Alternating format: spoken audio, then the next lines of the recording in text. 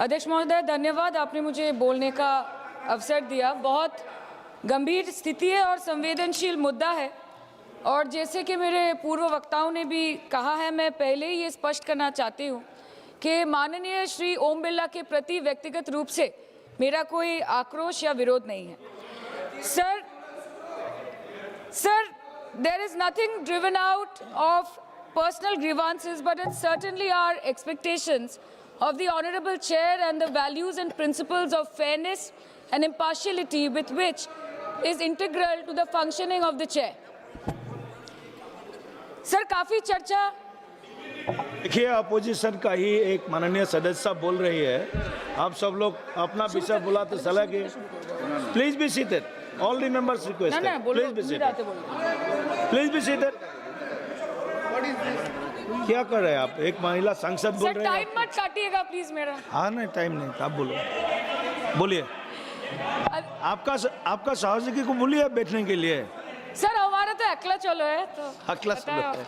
अच्छा, ये भी ठीक है। अध्यक्ष महोदय, धन्यवाद, आपने मुझे बोलने का मौका दिया। और बहुत गंभीर स्थिति है, संवेदनशील मुद्दा है, और जैसे कि पिछले प्रवक्ताओं ने भी बोला है, मैं पहले से ये स्पष्ट करना चाहती हूँ कि व्यक्तिगत तौर से श्री ओम बिरला जी के प्रति मेरा कोई आक्रोश या कोई विरोध नहीं है। Sir, there is nothing which is driven out of personal grievance, but it's certainly our expectations of the honourable chair and the values and principles of fairness and impartiality with which it should be integral to its functioning. Sir, काफ़ी चर्चा already हो चुकी है, so now let us cut the long story short and come straight to the point. The problem, Speaker sir, is that there is hardly any democracy left in this country, be it social, be it religious, be it electoral, be it political, or be it parliamentary. Or should I say that it is practiced only when it is most convenient to the ruling party. Sir, 2014 के पहले सदन कैसे चलता था उस पर मुझे ज़्यादा ज्ञान नहीं है, क्योंकि मैं तब वहाँ थी नहीं। But in the past 2 years, I have seen ideologies being sidelined, opinions being crushed, and voices of the opposition being throttled in broad daylight in this country and within the 4 walls of this August House. हम दूसरों के हक के लिए क्या लड़े sir, जबकि विपक्ष के सांसदों को खुद अपने हक के लिए सदन में लड़ना पड़ रहा है। पिछले 7 सालों से आपने डेप्यूटी स्पीकर का पोस्ट खाली रखा। क्यों? क्योंकि आप नहीं चाहते कि इस तरफ से कोई उठकर उस चेयर में बैठे। So there is no scope for a healthy discussion और अ डिबेट। एक साल में कितनी बार ये संसद मिलती है? The number of sittings have been reduced drastically.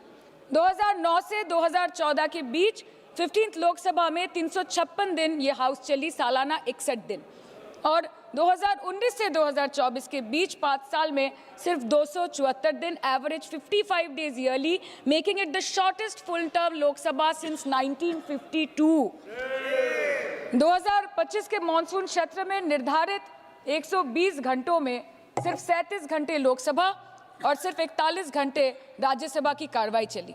2025 में टीएमसी के राज्यसभा के माननीय सांसद श्री डेरेक ओब्रायन जी ने प्राइवेट मेंबर्स बिल के माध्यम से ये प्रपोज किया कि एटलीस्ट सालाना 100 दिन ये सदन बैठे।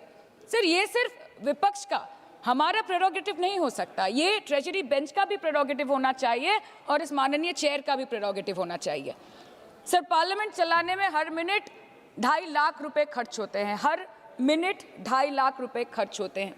2014 से लेकर 2024 के शीतकालीन सत्र तक कुल मिला के 2200 मिनट, 92 दिन और 3,300 करोड़ रुपए का लॉस हुआ। क्यों? क्योंकि आप नहीं चाहते थे कि महत्वपूर्ण विषयों पर चर्चा हो। अध्यक्ष जी, ये चेयर का काम है निश्चित करना कि ये सदन चले, ये विपक्ष का काम है सवाल उठाना, और ये सत्ता पक्ष का काम है कि वो हर सवाल का जवाब हर उस इंसान को दे जिसके टैक्स के पैसे से ये सदन चलता है। परंतु ये बोलते हुए मुझे खेद है कि सरकार ने इस देश के पॉलिसी मेकिंग प्लेटफॉर्म को अपना एडवर्टाइजमेंट पोर्टल बना दिया है। And they are manipulating this honourable chair to silence the opposition and this august house to blow their own whistle, and they are trying to murder parliamentary democracy by rendering institutions toothless. Sir, CAG reports बनना बंद हो गई है। The number of CAG reports tabled in Parliament has reduced from 53 in 2015 to merely 18 reports in 2023. Public accounts committee का काम क्या है sir? अगर रिपोर्ट्स ही नहीं बनेंगी, टेबल्ड ही नहीं होगी, तो पब्लिक अकाउंट्स कमेटी में जाएंगे कैसे, स्क्रूटिनी भी कैसे होगी? How will the Parliament and the people of this country know about the irregularities, the wasteful spendings, inefficient contract management and substandard project implementation taking place in this country every day in each department? You have completely eliminated the concept of transparency and accountability. The BJP government merged the 92-year-old independent railway budget with the union budget 2017. जब हमारी honourable CM माननीय ममता बनर्जी यहाँ की railway minister थी, तो तब पूरे देश के लोगों को अवगत करती थी कि रेलवे के क्षेत्र में इस देश के किस कोने में क्या काम हो रहा है, चाहे वो स्टेशन हो नए नए या नए रेल हो या फिर नए कितने सारे इंजन्स बने, कितने सारे रेलवे की गिनती बढ़ गई कोचेस की, सबको पता चलता था। और आज यूनियन बजट में रेलवे जैसे एक इम्पॉर्टेंट कमोडिटी जिसके साथ देश के 20 से 30 करोड़ लोग ऑन अ डेली बेसिस जुड़े हुए हैं, उसका शब्द, उसका नाम तक लिया नहीं जाता। आप ओवरनाइट रात के 12 बजे 1 बजे बिल्स लेकर आते हैं, और सामान्य बिल्स नहीं सर, बिल्स जो लोगों का वर्तमान और उनके भविष्य के साथ डायरेक्टली जुड़े हुए हैं। फार्म लॉज, वकफ, BNS, the Constitution 13th Amendment Bill 2025, which says removal of ministers on detention, changing Manrega to VBG Ramji, and you expect us to read, research, review and rise to speak on it within 12 hours of it being brought? Sir, these bills, these legislations require attention to detail. They need to be thoroughly researched. Sir, हम करें भी तो करें क्या, जाए भी तो जाए कहाँ? आधे से ज्यादा बिल तो इस सदन में बिना चर्चे के पास हो जाता है। Sir, over the last 10 years, more than 67% of the budget has been guillotined. Between 2019 and 23, about 18% of the union budget was voted out on without discussion. In 2023, the entire union budget, and in 24-25, 89% of the budget was passed without discussion. एक साल चुप बैठने के बाद opposition के दबाव में आकर आप मणिपुर पे चर्चा करने पर मजबूर हुए, और किया भी तो कब, रात के 2 बजे जब देश सो रहा था।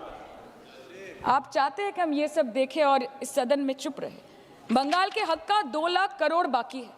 हर दिन कोई नया कमीशन, कोई नई एजेंसी आ जाती है राज्य सरकार और रूलिंग पार्टी को डिस्टर्ब करने। इलेक्शन कमीशन के बलबूते पर लाखों करोड़ों वोटरों का नाम काट रहे हैं आप, और आप बोलते हैं कि हम इस सदन में आवाज ना उठाएं, इसका विरोध ना करें।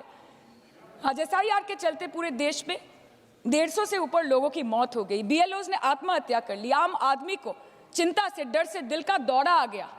105 साल की बूढ़ी माई से लेकर व्हीलचेयर पे बैठा एक विकलांग भाई तक, गर्भवती महिलाओं को हियरिंग के लाइन पे घंटों दर घंटे आपने खड़ा करके रखा। मतदाताओं के पहचान को, इस देश के मतदाताओं के पहचान को, 100 साल से इस देश को अपना घर, इस धरती को अपनी माँ समझने वाले, हर धर्म, हर समुदाय के लोगों के आत्मसम्मान को दिन दहाड़े अपने पैरों तले कुचलने का काम किया है आपने, और आप कहते हैं कि हम विरोध ना करें और हम चुप बैठे। सर, बाहर विरोध करते हैं तो FIR होगा, ED CBI होगी, कार्रवाई होगी, और सदन के अंदर प्रोटेस्ट करें तो सस्पेंड कर देंगे। सर, हमारे साथी आज भी मकरद्वार पे बैठे हैं बाहर सस्पेंड होके। 2023 के विंटर सेशन में 141 ऑपोजिशन MPs को एक साथ सस्पेंड कर दिया गया था, और करने के बाद भारतीय न्याय संहिता लेकर आए एक नया क्रिमिनल लॉ जो पूरे देश के क्रिमिनल कोड के प्रोसीजर को बदल देता है, जो स्टेट्स के लॉ एंड ऑर्डर को डायरेक्टली अफेक्ट करता है। सर, बाहर भी बुलडोजर चलाएंगे और सदन के अंदर भी बुलडोजर चलाएंगे। सर, ऐसा नहीं होता है। ये ताकत की बुलंदी भी पल भर का तमाशा है सर, कि ये ताकत की बुलंदी भी पल भर का तमाशा है। जिस डाल पे बैठे हैं वो टूट भी सकती है, जिस डाल पे बैठे हैं वो टूट भी सकती है। इसलिए ख्वाब जरूर देखिए, लेकिन ख्वाबों में घर बना के रहने की गलती मत कीजिएगा। सर, आज 303 से ज्यादा MP आपके हैं, 2000 से ऊपर MLA आपके हैं, 21 राज्य आपका है। हर डिबेट, हर डिस्कशन, हर बिल पे बोलने के लिए 70% वक्त आपको मिलता है। मीडिया आपका, सब उनका है। हम अपने लीडर का नाम 1 से ज्यादा 2 बार बोले तो हम पे रोक लगाई जाती है, और ट्रेजरी बेंच वाले वहां बैठ के पार्टी का नारा लगाते हैं और अपने नेता मंत्रियों का नाम जपते हैं, तो तब सब ठीक है सर, कोई प्रॉब्लम नहीं है। सर इस सदन का कैमरा, बहुत मेरे साथी बोल रहे थे कि कैमरा भी ये सब देख देख के कॉम्प्रोमाइज हो गया। बोलते हमें दिखाता आप लोगों को है। माइक जब हमारी बातें खलने लगे तो माइक ऑटोमेटिकली ऑफ हो जाती है सर, ये पता है सबको। मैगजीन दिखाना, किताबों से कोट करना राहुल जी, अखिलेश जी, अभिषेक जी को अलाउड नहीं है, पर ब्लू आइड बॉय को अलाउड है सर, अलाउड है सर। मैं नाम नहीं ले रही हूँ, अच्छी बात बोली। आप सही कहते हैं सर कि देश देख रहा है, देश सच में देख रहा है कि कैसे ऑपोजिशन आह भी करती है तो हो जाती है बदनाम, और वो कत्ल भी करते हैं तो चर्चा नहीं होता। और हम मानते हैं कि एलओपी का सलाहकार कोई नहीं है सर, परंतु प्रधानमंत्री जी का सलाहकार बनके उनको सदन में आने से रोक दिया ये कहकर कि महिला सांसदों से उनको खतरा है। सर आपने तो हमको देशवासियों के सामने आतंकवादी बना दिया, और जबकि असली आतंकवादी इस देश में साइकिल चला के घुस जाते हैं और पैदल वापस चले जाते हैं, आप उनको रोक नहीं पाते। भारत पे चीन का आग्रासन आप रोक नहीं पाते। भारत किससे तेल खरीदेगा, कितने दिनों के अंदर खरीदेगा, किससे दोस्ती निभाएगा, किससे दुश्मनी बरकरार रखेगा, कोई और देश का राष्ट्रपति हमें ट्विटर पे आके लेक्चर देता है, इंस्ट्रक्शन देता है, आप उसको रोक नहीं सकते। और सदन में हम सांसदों को रोके, you feed on your ego. Sir कृपया इतना भरोसा रखिए कि लड़ाई नीतियों की है, विचारों की है, आपके और हमारे परिवारों की नहीं, इस देश के लोगों के अधिकार की है। हाँ लड़ते हैं हम आपसे, हम लड़ते हैं आपसे, संविधान हाथ में लेके लड़ते हैं, हाथ में हमारे तलवार नहीं है सर।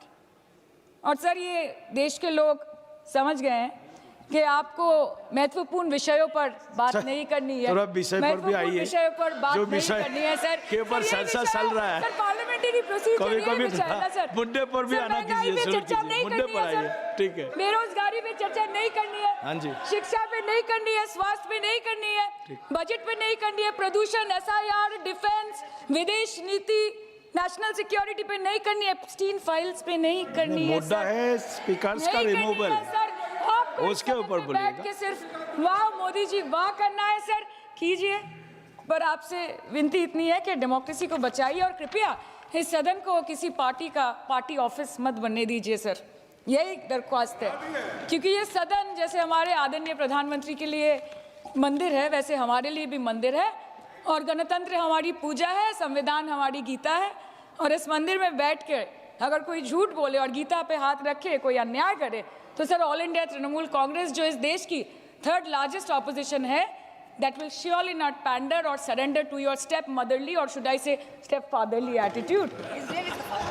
अंत में अध्यक्ष महोदय मैं पुनः ये कहना चाहती हूँ कि ओम बिरला सर से व्यक्तिगत रूप से मुझे कोई भी विरोध नहीं है, और मुझे ये बुरा लग रहा है कहते हुए कि मैं पहली बार की सांसद हूँ और मेरे पहले टर्म में उनके विरोध में मुझे ये अविश्वास और अनास्था प्रस्ताव लाना पड़ रहा है। मैं चाहती हूँ कि उनकी चेहरे की हंसी सदैव बरकरार रहे, और इसी संदर्भ में मैं एक शेर कह के अपनी बात खत्म करना चाहती हूँ कि तू लाख बेवफा है मगर सर उठा के चल, कि तू लाख बेवफा है मगर सर उठा के चल, दिल रो पड़ेगा तुझे पशेमान देखकर। Thank you so much.